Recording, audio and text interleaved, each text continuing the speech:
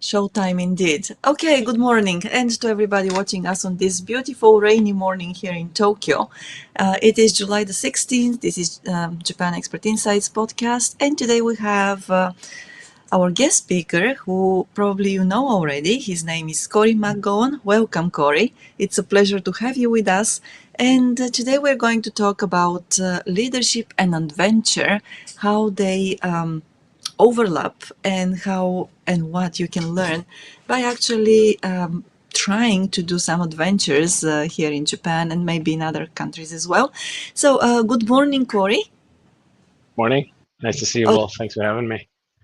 yeah, thank you very much. So, I wanted to say to everybody else who hasn't met you yet, that Cory McGowan is a leadership and executive coach. He guides adventurous leaders to create results by going beyond what they are doing and looking at who they are being at the moment. And so he has a company. His company's name is Adventure Partner. And well, today we're going to talk about what exactly drives leadership and how you can learn to be a better leader through adventures. We're going to hear also Cory's Japan story, because this podcast is about experiences in Japan. And we're going to have a conversation later. So if you have comments, questions, if you want to share your thoughts, please let us know in the comments. And Cory, so please let us know, what is your Japan story? Sure, great. Good morning, everybody. It's really nice to be here. As you can see, I'm joining you from my deck up here in Minakami, and it's a beautiful day out. We've got a little bit of a reprise from the typhoon. Um, and my Japan story started with a friend of mine, an American friend of mine, having been here for a couple years, came back to the U.S. and said, "Yeah, I want to brush up my Japanese." And so I found this Japanese school. Why don't you come with me? Um, and I wasn't doing much at the time other than doing different like traveling and expeditions. And I hadn't been to Asia yet, so I decided to join him. Landed down in Aichi in a place called Okazaki. Just showed up with a backpack and a surfboard and thought I'd be here for a few months to learn some language and then move on to wherever I was going to go next. And all the traveling I had done up until then had been in developing countries. And so I got a very quick lesson in how expensive Japan is compared to lots of other places, especially this was back in 1999. Um, and I wasn't ready to go home. And it just so happened that in the same building where I was studying Japanese, there was a new English school opening. And so I was given the option to start teaching there. So that part of my story is probably similar to a lot of foreigners here. Maybe one difference is that I come from a background of educators, so it was something that I was really into and enjoyed a lot. Um, was there for a couple of years, had to go home for a little bit, and then came back to Aichi and worked at a bigger school and moved pretty quickly from a teacher there into management. I was recruiting teachers for the school. And then that moved me into the other thing that a lot of foreigners do here, which is recruiting. So I made the move from Chiba to Tokyo, and I worked as an executive recruiter just for about a year and a half. But it didn't feel like a great fit for me in the business scene. But then something else that came along that was quite interesting. It was basically a startup franchise based in Toyosu called Kidzania, and that's an edutainment theme park where kids learn about work and money. And it was a really interesting concept that a friend of mine invited me over to. Came on to help train the staff in English and those types of skills, and again got to move into management, started some new programs, started a small business unit within the organization, and eventually became the first foreign director in the company. And being a director and being at that level of leadership gave me a real inside view to just how wacky management can be. I would say in a Japanese organization, it wasn't a Japanese organization, but I've only really worked in Japanese organizations. But there was a lot of just stuff that made me curious, stuff that made me frustrated at times, and it kind of pushed me towards learning about organizational development. So I started to learn a bit about that, and eventually moved to Tokyo Marketing Club, where I get to work in organizational development. Um, and that led me to coaching.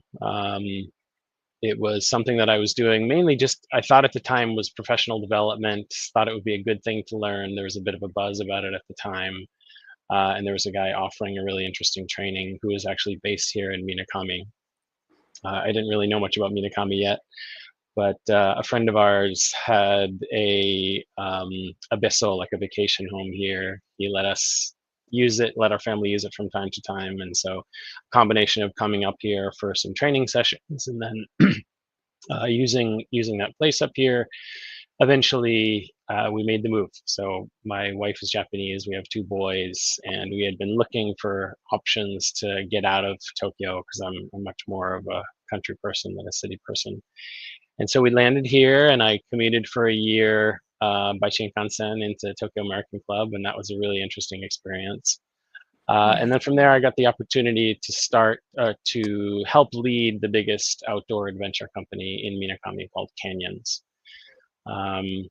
And that, I thought that was like the dream scenario. It was, sea level leadership. It was a pretty complex organization in multiple locations. Um, and then COVID came along. And so within a year, that had basically fallen apart. And that's when I started my coaching business. And it's been just about 5 years since I started that. Nice. Yeah, well, when you say just about 5 years, I would still say that 5 years is a long enough time for, developing your own methods or also gaining experience in the field Hmm. even more than before. Hmm. So, Yeah. yeah, and of course, I also know that time flies very quickly. So probably Amen. 5 years doesn't feel that long, but it is a good enough period of time. Yeah. I had Well, one quick yeah, go ahead, comment Tim. about management being wacky. Yeah. And as somebody who worked in both U.S. and Japanese companies, American leadership is just as wacky. Just it's Yeah. wacky in different ways. Yeah. And Yeah. there's a lot of things that don't make sense if you Yeah. dig down and dissect everything, right? People Yeah. are efficiently doing the wrong things, very efficiently though. So anyway, Yeah. just wanted to Yeah. make that. Yeah. Yeah. So okay, well, that's great. And Yeah. you know, when we talk about leadership, uh, Yep. I like to define the term because I have my own. I'll give you an example. It was kind of counterintuitive to me, but when I worked for a company called JMAC, Japan Management Association Consultants, we went Hmm. into companies Japanese owned, and we would get a team of their, like 5 or 6 employees, and then we would train them to think like industrial engineers, right? Mm. And our strategy was to implement change by minimizing the resistance that people have toward change, right? Yeah. And the strategy was, and this is brilliant in its simplicity, it's not that people don't like change, they don't like change being imposed on them. So Mm. if you can educate them to come up with their own change ideas Yeah. and guide them, then if it's their idea, they want to do it. Yeah. And part of our strategy, and this is like not a science, but we identified, and this was way before the internet, right? We called them thought leaders, not what it Hmm. means today. Okay. Okay. So these were the informal leaders, blue collar in the factory. And we just interviewed a bunch of people and we found out, oh, everybody seems to really respect this person. Yeah. Rank had nothing to do with it. And Yeah. then we would recruit them to be on our team. And then when it came to analyzing data, they're the ones who would go out with a stopwatch, not us. They're Yeah. the ones who would work with the employees and get them on board. They were like our ambassador, right? Yep. And Yep. so to me, my definition of leader changed Hmm. by through those experiences. There are just people who, I don't want to say they're natural leaders, but it kind of feels like that. They have enough life experience and maturity to do it. So when you talk about leadership, Yeah. how are you defining it? It's a great question. And a lot of my thoughts around leadership are really based on my coaching training, in particular a program that I was in for a few years that is around what's called an ontological approach to coaching and leadership, which is what Maya was referring to, is more about, it's more than about just what people are doing, but how they're being. So for me, leadership are the people who are really willing to kind of um, model the way that they think others should be working, right? Yeah. And it's Yeah. not so much like telling what to do, but it's actually living and modeling how to basically go into the unknown, because ultimately what leaders are doing is they're working in situations that likely have not existed before, or creating maybe new products or new business models or something like that. But they're basically going into the unknown, but they're modeling behavior of how to do that in ways that are like useful and ideally healthy and of course productive. So it's something like that. It's like the willingness to go first, even though that you don't actually know what you're stepping into, because there may not be much precedent for it. Yeah. Does that make sense? Yeah, and in a weird way, it's very excuse me, it's very Confucian. Because Mm, if you read the Analects of Confucius, he talks about the leader. It's very action oriented, modest in mm, speech but exceed in action. mm, Humility is the foundation of all virtue. mhm, If your subordinates are misbehaving, the leader has to look in the mirror. Of course, he didn't say it mm, that way, mm. but Yeah, um, yeah. and there was this built-in thing with Confucianism to offset the hierarchy where you can be Mhm, dictatorial, and mhm, the leader is responsible for showing compassion to the people mm. below them. And the logic is all levels of the hierarchy are interdependent. So the leader needs really good subordinates for him or her to succeed. And Yeah, so it almost sounds like, modeling the behaviors through your actions. yeah, You're showing people yeah, rather than yeah, telling them, how yeah, to act, right? yeah, yeah. Yeah, and you use the word mirror, and it's one of my favorite leadership concepts, is that your team will always be a mirror of your leadership. Right. Exactly. So when you're Exactly. seeing things on your team that are not working the way you think they should, how are you creating that?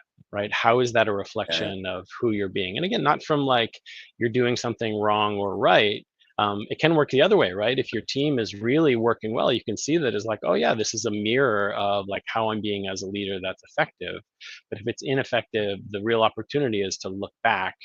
And of course, the much easier thing is to say, my team needs training, or these people don't know what they're doing, or that type of thing, right? That's like an easier thing than to look back and say, shit, how is this me? Right? How Yeah. am I actually seeing a reflection of a place where I could benefit from growth? Self-reflection, Mhm, Hansei, the old, mhm. and that's the Yeah. same way like Tateshi, who founded Omron, he called this, his management philosophy was the theory of provided conditions. Hmm. And basically he put all the responsibility on the leader, most of it. And he said the leader is responsible for providing the necessary and sufficient conditions so subordinates can succeed. And if they Mm. don't succeed, then the leader didn't provide the necessary and sufficient conditions for them to succeed, right? Yeah.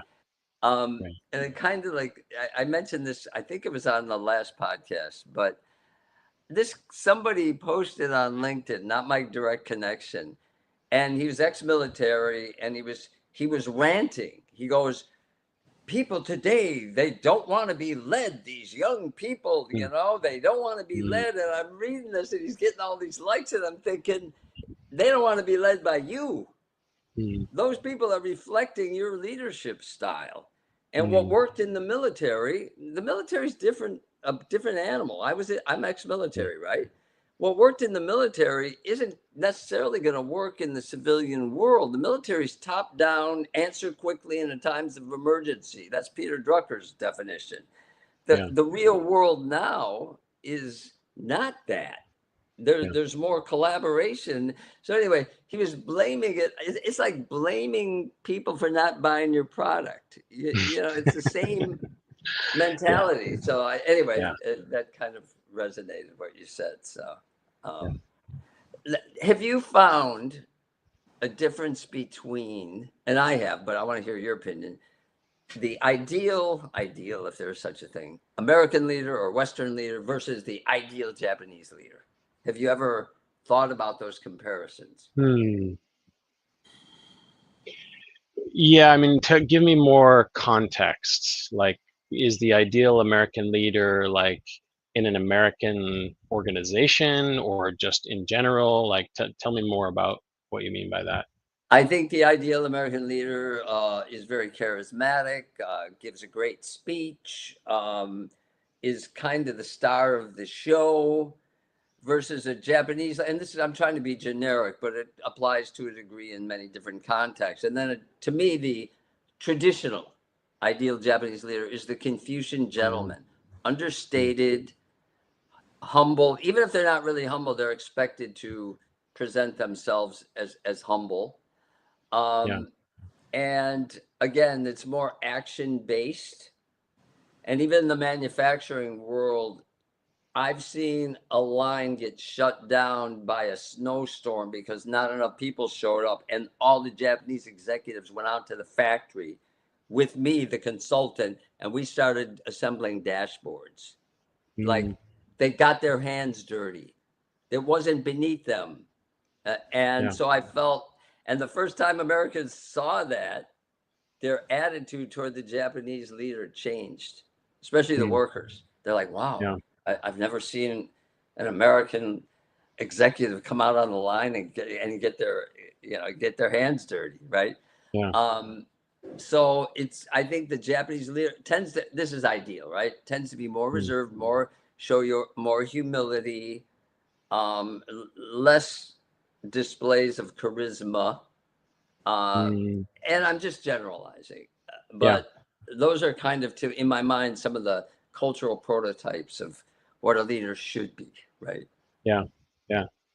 Yeah, I appreciate the question, and just thinking out loud, I want to actually question the premise of it and actually point to that being maybe one of the issues in leadership development, is that there is some idea of ideal, as opposed to I think where leaders can really excel is when they become the truest expressions of who they are.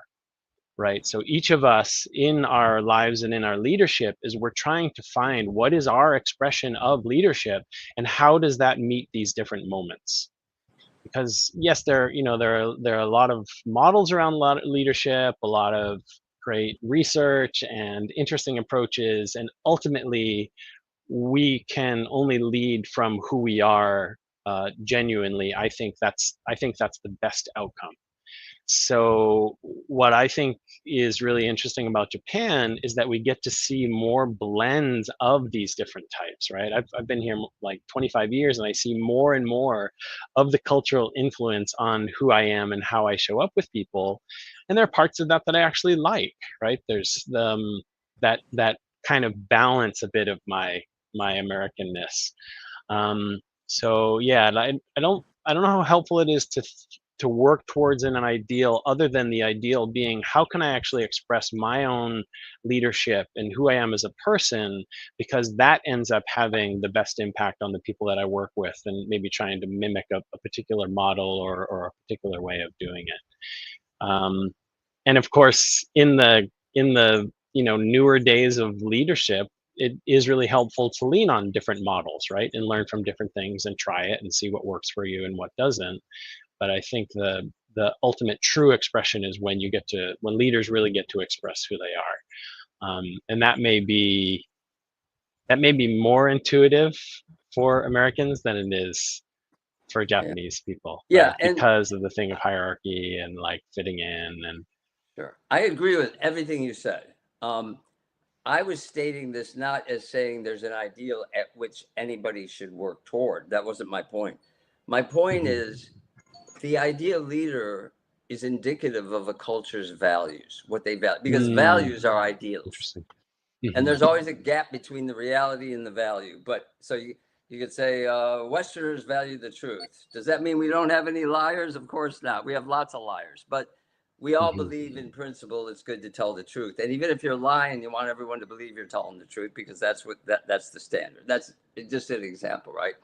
Yep. And Yeah. so I agree with you. And I think you said another way, authenticity. People Hmm. people feel authenticity. You got to feel who you Hmm. are. And Yeah. Maya and I often say, if you want to get along with the Japanese, first thing is don't try to be Japanese. You know, figure out who you are, but and maybe adjust a little bit, learn yourself a little bit more, your own tendencies, Hmm. blind spots. Yeah. So everything you said, I agree. Yeah. But the ideals are the ideals, whether you want them to be ideals or not, they're still there. You Right. can't stop them. That's what culture does, right? So, Right. Yeah. Yeah. That's a great point. so very Yeah, good. Go I ahead, Mike. also wonder, yes, because in Japan there is more societal pressure to show certain face, right, to the Right, public. right. So Hmm. it's very difficult for Japanese people to be truly who they are when they interact with people they haven't met before. Mm. And Yeah. I wonder, Corey, have you noticed that it's more difficult for Japanese people to actually become true to themselves in their leadership positions? Or is it the same, more or less the same, with Westerners and Japanese leaders? Mm. That's a good question, Maya. I really like that. Mm. Yeah. Yeah. Let me think about that. I mean, you could argue though that that is Japanese people being true to who they are, right? Is like fitting in the way they think they're supposed to, right? That's actually a deep cultural normal thing for Japanese people to do. My experience in working with Japanese leaders is, first, I work with Japanese leaders in English. And one of the things I like about that is it does allow them to try on different things, right? They're less restricted by the norms that come along with the language. For sure. Um, so that's an advantage in how I get to work with people. And also, when I work with people individually, it's one advantage of individual coaching is it's a place where Japanese leaders can try stuff in a really safe place, right? We can talk about things, talk about the way that they think about things in a really open way, and then they can feel better about putting that into practice, with their team or in different situations. That can also be true when I do like team retreats. Is that it's a place where we have agreements where it's okay to really be open and try different things here. And so part of it is creating a container where people feel comfortable doing that. But yeah, I think the language part of that, at least in my experience, helps because you have to access a different part of your brain, a different part of Yeah. who you are to Yeah. speak in a different language, right? Yeah, Yes. that's like Malcolm Gladwell talked about the Korean Airlines accidents, and one of the reasons was they were speaking Korean in the cockpit between the pilot and the junior pilot, and the junior pilot in Korean couldn't tell the senior pilot we're about to crash into a mountain. So he started Cheers. mitigating the speech with hints, and they ended Yeah. up dying. And the Yeah. solution was all English in the cockpit because it Interesting. took the hierarchy out of the equation and everything they were taught to speak direct, declarative sentences with no Yeah. waste or fat to get Yeah. right to the point. So it Yeah. it Yeah. it actually is the same as kind of what you're saying. As soon as they Hmm. speak English, you freed them up to step out of their own culture and more be Hmm. themselves, Hmm. right? Yeah. And, yeah, yeah. Yeah, that's interesting because I have also noticed with, well, managers and leaders, and some of them were just leaders by title and not by vocation. But Hmm. in my my work here in Japan, I'm sorry for this. Some of them, usually the ones who were not very apt at leading, would come up being themselves first. And the Mm. people who were the better leaders were those who were usually reserved at first, and they would take care of their, of course, of their employees. They would take care of the people in other divisions and departments as well. So it was a very interesting observation for me because I worked only with Japanese, so there were no foreigners in my work environment. And this Yeah. observation, I wasn't aware that it was an observation which I would make in a different way when I worked with foreigners.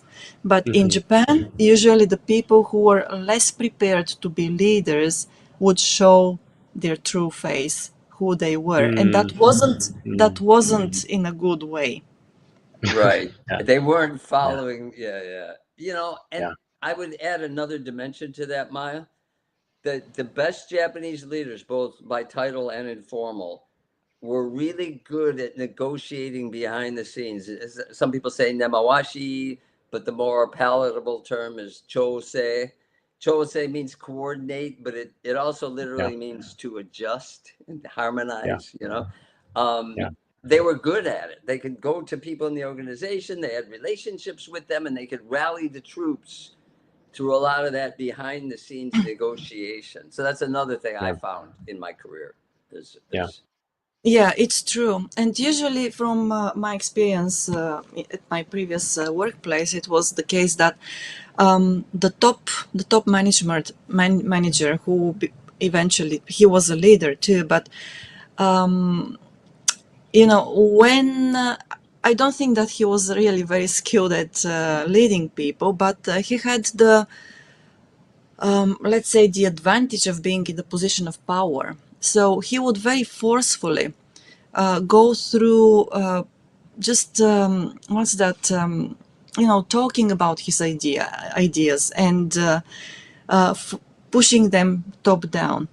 And he also had this sense of doing some nemawashi, some chose with people at his level, but basically that didn't work very well. The top down, right, forceful right, right, right, implementation of the ideas. right, right. And I would also say that, for example, one of my direct bosses, he was so skilled at doing all those chose and nemawashi and everything that he was really perfect at finding the best way of working at all levels of the Right, hierarchy. exactly, Yeah, yeah, exactly. Yes, Yeah. and yeah. he would he would submit reports every week, and he would also go out with colleagues every week and also partners every week. He had open doors everywhere. So it was a very interesting observation for me personally as well, because of course when you're in a position of power, you can choose to be authoritative, or you can choose to be more what's that you could choose to the long way. So and be basically rally people around you and have them Hmm. respect you and work with you and for you. So that implies long-term orientation, Yes. and which there's structural things in place. Again, I'm talking corporate now. In Japan, leaders are working from the assumption people are like really important. They really, really believe that, and they're playing the long game in general, right? So they don't make decisions that will yield next quarter's profits. That they're looking much farther down the line, and they'll sacrifice profits for people during a crisis. In the U.S., whether you think it's right or not, you're kind of forced to get those next quarter profits, and it forces leaders. I put that in quotes, to have these shorter term orientations. So again, culture is kind of dictating and setting the parameters of what you can do. Yeah. Yeah. Oh, and it's also what all of this is what makes leadership such a basically such a rich topic that has no like quote unquote solution, right? Right. Yeah, yeah. Because really we're adapting to different situations, we're adapting to different teams, we're adapting in different cultures, um, and so And it's cultures a evolve, practice. Yeah, cultures change. yeah, Um, yeah, so yeah, yeah. So I think the best leaders are leaders who are willing to continually see it as being in a practice, right? They're never there, right? yeah, It's yeah, just something that they're continuing to work on, and that will shift. yeah, yeah. There's no finish line. Yeah. Yeah, yeah.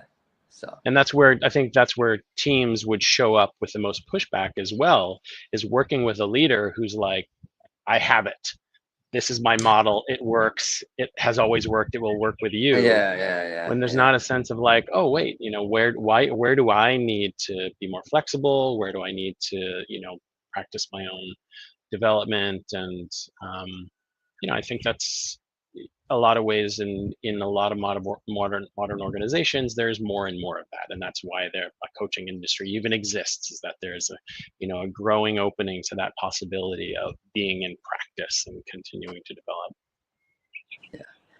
So Cory, most of your clients who go out on these adventure tours with you, are they non-Japanese learning to adjust in Japan? Are they Japanese? Is it a 50-50 mix? What kind of ratio are we looking at? So far, it's been a mix, probably with 60% being non-Japanese people who are based in Japan. I've had one leader come over here just for that as part of his work, but for the most part, they're non-Japanese people that are based here, and then some Japanese people that have come out as well. Are So there it's a mix. common issues that many of them tend to have here in adjusting? So again, the people that I'm working with are based here, so it's generally not adjusting to Japan. It's Gotcha. people that they're used to Japan, but it does tend to be around transition, and kind of the key areas of transition are like transition to new role, transition to in like new level of team, or transition to new organization are probably the key ones. And many of them are working in Japanese organizations? That's also a mix. I mean, Okay. I've worked with probably 30 or 40% are like multinational gaishike, and the rest are Yeah. based in Japan. Yeah, but people who are drawn to my work tend to be people who have been in Japan, a similar amount of time, or at least 10 plus years. Yeah. So it's not the Japan thing so much. It's more about like how do I thrive in this transition that I'm in. Yeah. Huh. Okay. Yeah. Yeah, so when we talked about this podcast last week, I think, I Yeah. mentioned that before I came to Japan, I worked with a person who did tours for Outward Bound. Yeah. And Yeah. yes, when I heard that, I was still I was still 20 years old at that time. Hmm. But Yeah. I it didn't occur to me that adventure and leadership went hand in hand. Hmm. And it's fascinating. I can see now how it happens, why adventure can help people develop their leadership skills. Hmm. But how do you see it? Why is it so important for people to go through Mm. adventurous tours or retreats so that they can take away specific skills from those experiences? Hmm. Yeah. Um, well, let me. I'm working on like a new model right now that I want to talk to you a little bit about, that I think answers that Yeah. question. And it starts with each of us being responsible for what I call our personal ecosystem, right? So we have self, which is everything about who we are, physical, spiritual, the way we think, any of that. There's work, that's like who we are, sorry, the way that we uniquely bring value to the world. It may be our job, it may be other things as well, but that's just the general for work. And then community, it's basically anyone that we're in close relationship with. And then kind of the engine of that I call the cycle of thriving starts with connection. And if we can be in connection with people, we can create love. And if we have love, we have well-being. And if we have all of those, then we can be ready for adventure, which is basically taking any kind of risk, trying something new, going outside of our comfort zone. And if we do that, then that leads to growth, and then the cycle can start again. So for me, this adventure is like my kind of the thing that I specialize in within that model. And so the idea is, first we need to build the base of who we are, right? Like the well-being piece is so important. But when we have those things, when we have connection and love and well-being, then we're in a place where it feels like, yeah, I can actually go beyond what's comfortable for me. And so what I want to invite leaders out here too is to first of all, we can work on all those things. A big part of the retreats that I run out here is first about actually slowing down. How do we slow down from the speed of your leadership life, the speed of your organization, to see what's really important to you? So my retreats have 2 days of build up before we go on an adventure to get people in a place where they feel like they're really ready for that. Um, and the adventure part is basically just like, how do we create a situation that has a similar level of complexity to what they deal with? And the outdoors is just like, as soon as you step into a wild place, that complexity is there, right? I'll design stuff that I think specifically works for that leader, but ultimately you're putting them in a situation where they're uncomfortable. They don't really know what to do. I'm not really giving them answers, and that helps them. The stuff that shows up in their leadership when they're pressured shows up in those situations, and then we get to work with that. It's like, oh, look, I can see that, for example, I'll put someone on a stand-up paddleboard that has never done that before, and they're just like, they're trying to get on it and falling off and like just really trying to dominate the thing, as opposed to like, what if you paid attention to your breath right now? What if you looked at like the lake that we're on and how calm that is? And what if you mirrored that? How would that change the impact of how you're trying to get on this board and paddle around or whatever? So just little things like that, um, that help to mirror what shows up for them in challenging situations and what the alternatives are instead. So Yeah. let me pause there and see if that's all making sense so far. Yeah. Right. It just made me think of the expression a bull in a ramen shop, because some people do approach new challenges. A Sorry, bull in a Tim. ramen shop or a China Yes. shop? Okay, China shop. I'm the bull in the ramen shop. That's it. Well, that tagline has stayed with me for such a long time that Mhm. it has actually totally pushed out the The original China expression, shop. the China shop. No, You but know, it's, yeah, yeah. yeah. No, No, go ahead. no, I was just gonna say, like, for me, as I've gotten older and got more experience, the litmus test for true leaders is when a crisis happens. Mhm. It's easy to be inspiring and a nice guy when everything's going well.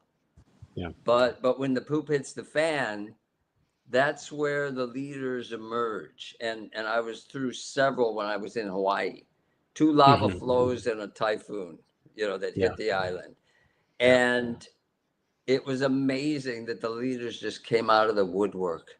Like they Mhm. were organically grown community people.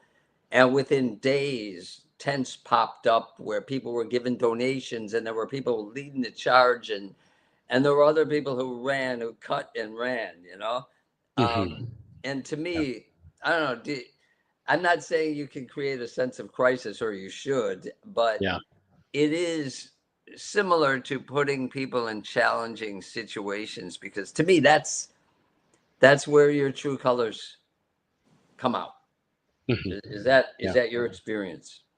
Yeah. Yeah. And, you know, I think when you talk about adventure, people can associate that with extremes, right? And actually, in the modern world, it is so rare for people to even just spend time outdoors, Yeah, like in uncontrolled situations, right. that's enough, right? And so I actually, the one of the key skills of a coach is to meet people where they are and not try to like idealize where they should be, or push them beyond where they actually are initially. And so, for people to, number one, like take 3 or 4 days off, Yeah, for themselves is already like, that's a big one. And then I'm taking like a train out to a place, Minakami, maybe that I've never been before, to work in person with this guy that I maybe have only had a few conversations with. And then like, oh wow, we're going to have these one-on-one conversations. We're going to have like quiet hikes. We're going to be in on the water in some way. So just that's enough in a yeah, lot of ways. One, to push people beyond what's normal for them, but also to give them a sense of reconnection to natural places, because that's we all have that, right? We all have this natural connection and sensing of the natural world, and we don't get to experience it much, and it can really shift the way that we think about things. Yeah. So that's why I call what I do retreats, right? It really is a retreat. It's an opportunity to step back, and we integrate the right level of adventure into it because it's fun and it's helpful. But the retreat aspect is really, I'm learning more and more, is what benefits people most. Yeah. I, as somebody who grew up in a city Hmm. and but lived in, the country now for the last 15, 20 years, Yeah. I really appreciate living out in nature now. And Hmm. just the feeling, I rarely do it, but the feeling of standing barefoot on grass. Hmm. There's something just kind of magical about it. So, and then even in Hawaii, for the first time, I started growing stuff, getting my hands in the Hmm. dirt. Yeah. And there's just something so, cathartic about focusing on a plant, and or harvesting a tomato and eating it, like Yeah. I never grew up in that environment. And so when and a Yeah. lot of my friends got me into that, and I was like, oh my gosh, this is so underrated. So Yeah. yeah, what you say Yeah. resonates. Yeah. So Yeah, I often talk about it as a remembering that happens. And what I mean by that is like a deeper remembering of who we actually are. Because we can get so caught up in our identity as I'm a leader at this organization, or even I'm a husband or a father or a wife or whatever. And those things are true, but there's a deeper part of who we are that when we're out in nature, we get to remember more of that. And then we can get closer to like, well, how do I actually want to express that more, not only in my work but in my other relationships? How do I want to be in this world in a way that feels a bit truer? um, and it's not easy. My experience is it's not easy to get leaders to buy that, right? Because yeah, it's yeah. harder to talk about ROI. It's harder to talk about, Can't quantify uh, it. Yeah, yeah, yeah, yeah. But it's, it's the thing about on your deathbed, like what's the stuff that you're going to remember and appreciate? And if you got to be truer to who you are, that's going to stick with you a lot more than like what kind of numbers you put through. And so one of my challenges in this work is to meet both, right? Like I need to speak to business leaders. I need to speak to them about why it makes sense to make an investment like of time and money to do this thing. But it's also, it's challenging because it's at a much deeper level than the numbers. yeah, yeah. It's a Yeah, tough sell. I agree. It's a tough sell. Yeah. it Yeah. is, yes. And we all try to live up to labels and stereotypes that are imposed on us, not directly, but indirectly by the expectations of the people around us, right? So it's, if you're a husband, for example, people expect of you to behave in a certain way towards your children, towards your Hmm. spouse, and everything. Yeah. And of course, if you're a leader, there are even probably higher expectations there as well. And it's Hmm. more difficult because you lead people you're not intimately familiar with. And when I say intimately, I don't mean physical touch, Yeah. but I mean knowing them Spiritually. for Yeah, yeah. who, yes, for Yeah. who they are. Yeah. So, yeah, Yeah. it becomes more difficult indeed nowadays, I believe. Maybe in the past there were some struggles like this too, Mm. but the more sophisticated society becomes, the more ideas become, or the more ideas evolve, basically, the more we struggle to find who we are, really. Hmm. Hmm. Hmm. Yeah. Yeah. Well, I don't know how the two of you think about this, but I think it's such an interesting time that we get to be alive right now. I mean, it is the stuff that's going on in the world is so challenging, and there's so much uncertainty. Um, and you know, being a leader in these times, Jesus, it's like it's hard, right? Yeah. And the counterintuitive thing is to slow down and really get a higher level view on like what's going on for you internally, and how does that connect. And also as teams, I'm the more team coaching and team retreats that I do, I realize, wow, it's such a powerful modality. But it's really counterintuitive because the push is like, go harder, go faster, be more efficient, figure this shit out now. um, and it just Yeah. becomes a cycle, right? It becomes a cycle that's at the very minimum, it's not very fun. It's, Yeah. you know. And Yeah. we talk about values, right? the Western value, certainly America, is efficiency at all costs. Efficiency, efficiency, efficiency, efficiency, right? Japan, it's more leaning toward effectiveness. And labor efficiency was never really a big issue because as a country that had a lack of natural resources, the Japanese were more concerned with maximizing yields of crops. And the only resource they had a lot of was humans. So they threw people at it.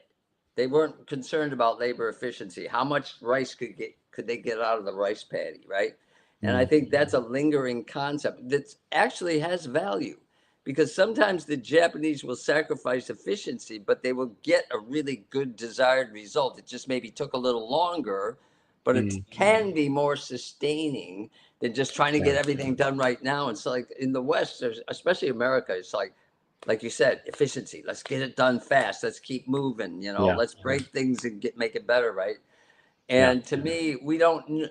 How would I say? We're not conscious of those cultural forces because they're so, Japanese say atarimaya. They're so embedded and baked into how we think and our value system that nobody questions them, right? So I agree with what you're saying.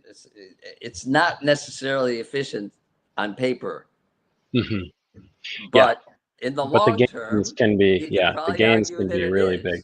Yeah, Um, definitely, definitely. Yeah.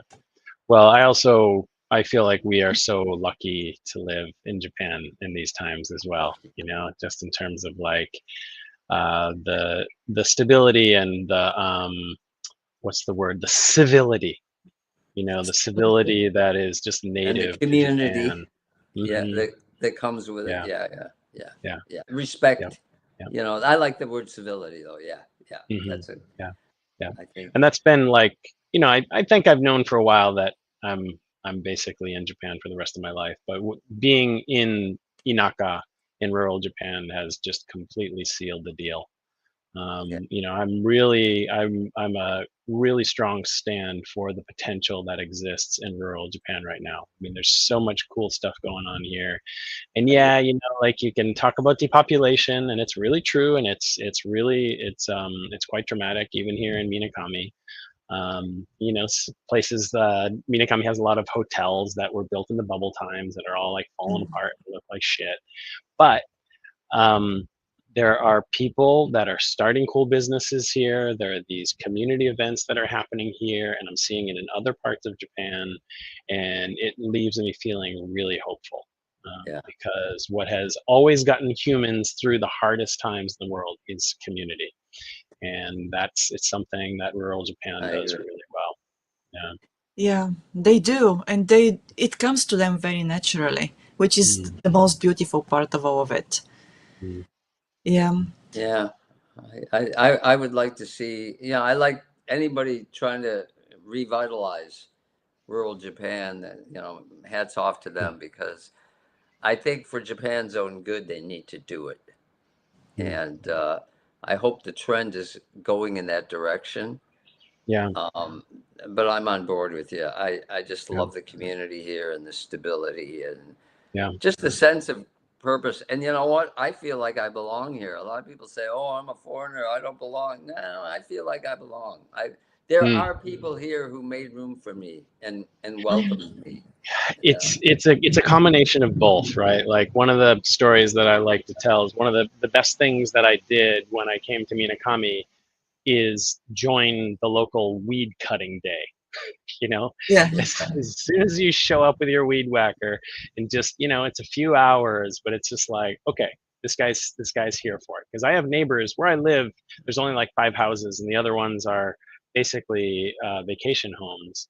And one of my neighbors never does that, and like it's noticed. Yeah, right. It's noticed and not appreciated, and the opposite is also true. So, it's just these little things that, like, if you show you genuinely care about being here and participating, man, like the doors open up. Like we built our home here on a piece of land, agricultural land, and it can take like 2 or 3 years to convert land like this. And we did it in 9 months. And a lot of it was just because, I do a lot of work in the local neighborhood and participate. So Yeah, and I think it depends. I think Minakami is actually quite unique in its level of like openness and generosity. And there's been non-Japanese people living here for at least 40 or 50 years. So yeah, it's a special place. And we thank them because those are the ambassadors that open doors, and That's right. it's proof that right. you can win hearts and minds here. You That's can, right. Yeah. right? That's right. That's a So great point. some people never figure it out, never crack the code, right? Yeah. And some people, like, I don't know, I guess the three of us here would be representative of people who figured it out, or maybe we just had that personality where we were more likely to be accepted. And then some of it is luck. Who do you meet when you come here, right? So there's so many different variables involved. But overall, I found I've never felt lonely here, ever. I never had trouble making friends, and I still have friends. 45 years, friends, good friends, Yeah. So hats off to you. That's great. I'd love to see other good ambassadors like you, helping win more hearts and minds. So that's the beauty of it. Yeah, it is indeed. And I feel so, how can I say it, reassured that finally people realize how good a place Japan is. Because when I came here first, and I came after you did, Cory, and after Tim, Okay. of course. Yeah. So I came here in 2001. And back then, when I went on online, and talked with acquaintances who came from Europe or the United States, there was so much complaint about the Japanese being so inflexible and being this and that, how terrible it feels to be working here because you cannot do what you want to do. And I get it. Yes, our working styles, the way we prioritize different values are very different. And still, what I find beautiful here is that in Japan, if you open your heart, and if you are generous and join a community, then you will be accepted. And I say inevitably you will be accepted here if you do that without coming without coming like a bull, right? And I am happy because more and more people realize that this is possible. Of course, there will always be, those few ones who would just say, no, I cannot make it here. And they'll go back. And that's perfectly fine because Japan is And not it's for good that they everybody. don't stay. Right. No, Yes.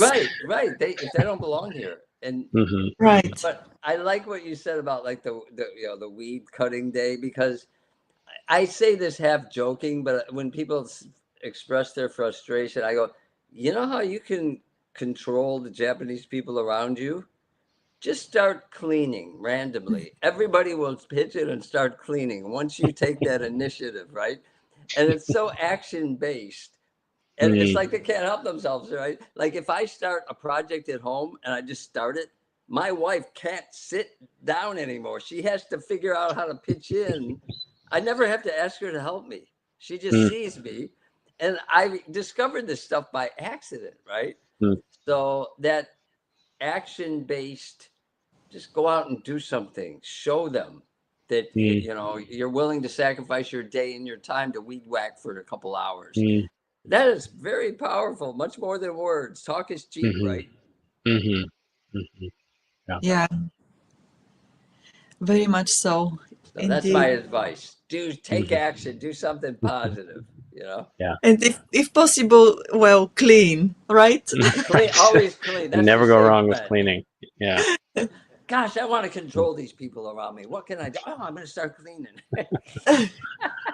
Well, we might have a separate conversation about your need to control people, Tim. We can do that offline. I'm a jokester, so sometimes people don't get my humor. Okay. Yeah. Right on. I'm just trying to be funny. I'm going for the laugh, right? Okay. Gotcha. So I have to be careful. Cory, you're a serious guy. So that's right, man. I'm a coach. I'm listening. I've always got my coach ears on. Psychoanalyzing me. What are my motivations for wanting to control people? Yeah. Yeah. I have a question still, once again, going back to leadership. Sure. They say that Eastern cultures like Japan and also China, South Korea, they are much better at dealing with uncertainty. And this is paradoxical probably to somebody or some people who have come here and have said, the Japanese don't like to change. And basically, in general, Japanese people are much better at adjusting, and this is part how their comfort with uncertainty transpires, in actions and everyday life. So they're much better at adjusting to other people. For example, if you start cleaning, they'll start cleaning with you, right? They cannot control that. But don't you think in Western cultures, we have this fixed idea that we have to control our environment. Yeah. We have the fixation that we have to be in charge all the time, because if we're not in charge, then we may be swayed left or right or downhill and everything. So it has become such a burden to some people that they cannot get beyond it. So have you noticed this difference between the Japanese and Western leaders you work with? Yeah, I mean, I assume a lot of people watching this, if they're based in Japan, they know the concept of gaman, right? And And I shogunai. think, And yeah, so and it's so like it can be really frustrating. Like it's one of the things that sets me off about one of the phrases that sets me off most from my wife is shogunai. It's like, no, that's not true. Of course we can do something about it, right? That's That's my Western. American way of Yeah. thinking about it, right?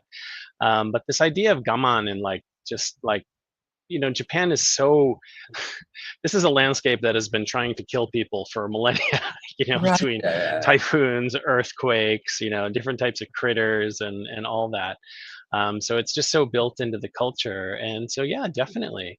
And then there's this spectrum of where does it go too far, right? Where does the gaman get in the way of like creativity and Exactly. innovation and like trying something different? But I think like you say, Maya, I think there's maybe been a move from like Westerners thinking that our way is so much better and innovation is so much better to in these times today, like, man, we could all deal with a bit more gaman, a bit more like, how do I be with this as it is now? You know, how do I adapt to it? So yeah, I think that's a great point, and it's a thing that the humility that you get from living in Japan longer is like, oh man, there's definitely something to this that makes a lot of sense and makes things work the way that they do.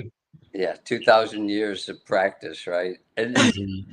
we talked about shogunai before because everything's a double-edged sword. Everything can be good and bad depending on the context. And I like when I hear shogunai in some situations, I'm like, no, there's something that can be done Yeah. about it because sometimes there is, but nobody wants to bother because the price is too high in other ways, right? Whatever, right? Yeah. But then there are good times, and this I've said this many times with Maya. My wife is not religious at all, but she has a total Zen mindset. What I mean by it, she's always in the here and now. She doesn't worry about the future. Mm. And then when something happens beyond our control, Yeah. I have to hang on for a couple of days in shock to digest it and get over it. And my wife is like, man, show me like she Yeah. immediately accepts the reality of the situation, which is good Yeah. when you really can't control it, like an earthquake or whatever, Yep. And Yep. then she moves on and starts dealing with the reality. And to me, Yeah. that's a strength. It Yeah. is. It's a Yeah. strength, Totally. Totally. in that context. Like you said, in some Totally. context, it's like, oh, yeah. Sure, like, nah. There could be something that let's try this, right? Yeah. And then Yeah. To Maya's point, in the Bible, it talks about God putting man in charge of nature. We're in charge of everything, right? And most other, I don't know if religion is the right word, but you look at Shinto and even Hawaiian spirituality, it's like, no, we are of nature and we can't control nature. Like Yeah. those are big assumptions. Those are big Yeah. assumptions, right? Yeah. And I Yeah. think Totally. because where Japan's at, like you said, Cory, that it's a landscape that's trying to kill you, they're more apt to internalize that belief that, yeah, sometimes shit happens and you can't do a damn thing about it except respond as Yeah. best you can. Yeah. Yeah, that's why I think that for past events, Yep. you can use Shogunai as much as you want. But for Yeah. future events, you should be very careful Yeah, about yeah. using it. And So, I think the present, it's okay if it's really shogunai, you know, if okay, it's yes, really, yeah, but you're right. The future, yeah, I agree with that. right. We cannot control nature, but we can adjust and we can do things to survive. So, And how we look at it, how we view the yes, situation, right? yeah, indeed. I'm still learning from my wife. She's my Zen master teacher, and when I tell her that, she scoffs at me and says, "Nani, you did it," you know, because she's not Yeah, spiritual at all in that sense. But that's so funny. well, but that's how deep or how big part of the Japanese mindset that is, It's right? embedded in her, right? It For is sure. embedded, yeah, Yeah, yeah. right. Hey, it was a fun conversation. Look, we already passed 9 o'clock, and thank you everybody Yeah, for listening, and thank you, Corey, for coming on. It's always good to get a new point of view, and I support what you're doing. And if you want to let anybody know how to contact you, whether it's on LinkedIn or your website or your adventure retreats, make your pitch real quick. Where can they get a hold of you? Yeah, thanks to you both. Yeah, yeah, I really enjoyed. Yeah, okay, so to everybody who watched us, if you haven't connected with Corey on LinkedIn, please do connect with him. And from there, you can also great. visit his website and see what he does in a little bit more detail. Probably reach out to him, maybe DM him if you are into or if you're looking for adventure and leadership. So Corey should be your guy. I'm sure that he is Yeah, just because LinkedIn is great. I'm in the middle of a website renewal right now, so there'll be more of that coming out Okay. on So LinkedIn. right. LinkedIn it is. But yeah, Cory yeah, just McGowan. find me here. All right. Yes, And a great. shout out to James Scott Brew for introducing us. Yes, thank you, James. Yeah. All right. So good. To everybody who stayed with us, thanks a lot for your time. It was Wednesday morning. It's already mid morning here. And we wish you a great reminder of the week and also a nice weekend. And please stay dry if you are in an area of Japan which is still rainy and wet. And if you are somewhere like Korea, where it's shining and it's beautiful and bright outside, enjoy the day. That's all for today. We'll be here once again next time. Thank you, Thanks a lot. everybody. See you.